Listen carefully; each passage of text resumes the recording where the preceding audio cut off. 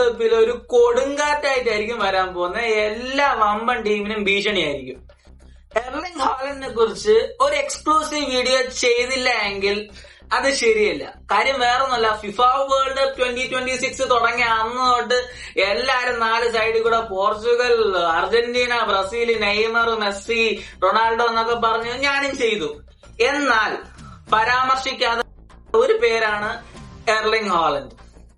Skills കൊണ്ടായാലും കളിക്ക് ശേഷമുള്ള പുള്ളിക്കാരന്റെ വളരെ ക്യൂട്ടായിട്ടുള്ള പെരുമാറ്റം കൊണ്ടായാലും വളരെ ചുരുങ്ങിയ സമയം കൊണ്ട് ഇത്ര അധികം ഫാൻ ഫേവറേറ്റ് ആയിട്ട് മാറിയ വേറൊരു പ്ലെയർ ഈ വേൾഡ് കപ്പിൽ ഉണ്ടെന്ന് എനിക്ക് തോന്നുന്നില്ല. അതുകൊണ്ട് ഈ വീഡിയോ ചെയ്തില്ലെങ്കിൽ അത് അൺഫെയർ ആയിരിക്കും.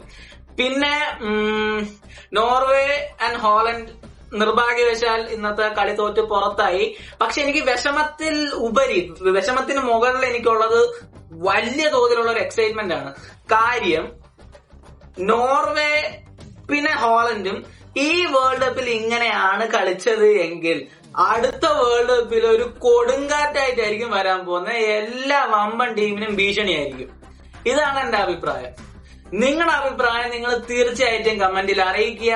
പിന്നെ നിങ്ങളുടെ ഹോളണ്ട് ഫാനിന് ഈ വീഡിയോ ഷെയർ ചെയ്ത് കൊടുക്കുക. എന്റെ വീഡിയോ ആദ്യമായിട്ടാണ് കാണുന്നതെങ്കിൽ തീർച്ചയായിട്ടും സബ്സ്ക്രൈബ് ചെയ്യുക. നിങ്ങൾക്ക് ഇൻട്രസ്റ്റിംഗ് ആയിട്ടുള്ള എന്നെ കൊണ്ട് പറ്റുന്ന എല്ലാ കാര്യത്തിനെ കുറിച്ച് ഞാൻ കോണ്ടന്റ് ഉണ്ടാക്കും. So yeah.